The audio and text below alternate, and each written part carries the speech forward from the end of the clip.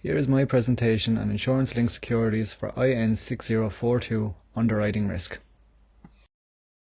Insurance-linked securities have proven to be one of the most successful manifestations of the converging insurance, reinsurance and capital markets. As such, a growing number of risks are being modelled with capital markets in mind. One of the most popular forms of insurance-linked securities are catastrophe bonds. This graph from Artemis Reinsurance Experts shows how a major proportion of risk capital issued yearly is for these types of bonds. Catastrophe bonds offer many benefits for insurers and investors. They offer the cedent the ability to lock in multi-year protection, as bonds have at least a 3-year life, where reinsurance needs to be renewed annually. A major benefit of this multi-year deal includes shelter from the cyclical price fluctuations in the reinsurance market. However, their primary benefit is the transfer of risk too large for traditional balance sheets. In theory, a major loss of $100 billion should be manageable for the capital markets, where daily losses of up to $1 trillion are not unheard of. Investors also get diversification in their portfolio to protect against these market crashes. In the wake of Hurricane Andrew, which caused over $26 billion in losses, many of the insurers in Florida went bankrupt. As such, the government became an insurer of last resort. Legislators created the Florida Hurricane Catastrophe Fund to accumulate capital tax-free against future events. And in 2002, they created the not-for-profit Citizens Property Insurance Corporation.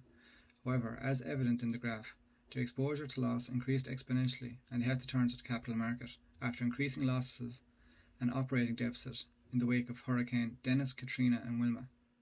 Everglades is a Bermuda-domiciled, tax-exempt company incorporated in 2012 as a special purpose vehicle for citizens. It allows the sponsor to access the capital markets and issue bonds that reinsurers cannot. Special purpose vehicles are remotely bankrupt entities and created for legal separation from the cedent, so that bonds can be issued on a non-recourse basis, protecting all parties. This graph shows the layout of a special purpose vehicle and Everglades transaction structure. The preliminary amount offered for the Series 2014-1 was $400 million, however it quickly grew to $1.5 billion. A 274% increase meant it became the largest catastrophe bond transaction ever.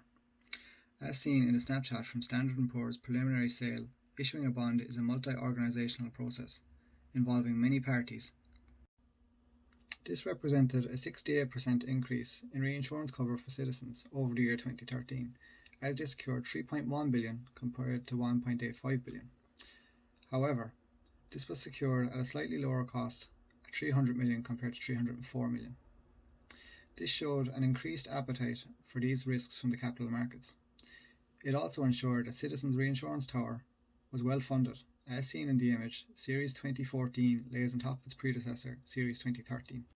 The initial attachment point for this bond was $5.2 billion, with an exhaust of $7.7 billion. The spread for investors was 7.5%. It was an annual aggregate bond to protect against a number of smaller storms as well as big events. It had an indemnity trigger, which, as we can see from the picture captured from Artemis, is the most popular type of trigger, as it can avoid a scenario where a reinsurer cannot access their risk transfer despite suffering major losses. The structure of the bond meant it had an annual variable reset, which allows for yearly reviews. As with any insurance product, prudent underwriting is required.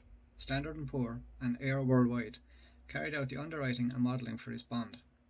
In assigning a rating, Standard & Poor used AIR's US Hurricane Model version 14.0.1.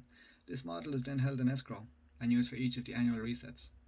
AIR created a stochastic model which allowed them to estimate the probability of attachments, expected loss, and exhaustion. AIR's model also estimates the net loss, including a 10% separately modelled storm surge to account for the scenario where proximate cause is disputed. Finally, two calculations are required for calculating losses: the ultimate net loss and the loss payment amount. AIR Worldwide are the biggest catastrophe modelling provider. As seen in the above image, they write more than all the other providers combined. As such, they are experts in modelling and outline how they assign a probability to the bond. As we can see, they show how historic hurricanes could have triggered this bond and how much it could have cost. However, historic modelling does have issues. As we can see in the above images, which show all of the storms that have hit the North Atlantic, there exists the possibility that some areas have no history at all. These could potentially skew the modelling. For example, image 2 shows an area that has only experienced one storm, which isn't good for any historic model. This bond is extremely well regulated. Citizens are regulated by the Floridian government and backed by the state. This assured Standard & Poor of its ratings for repayment.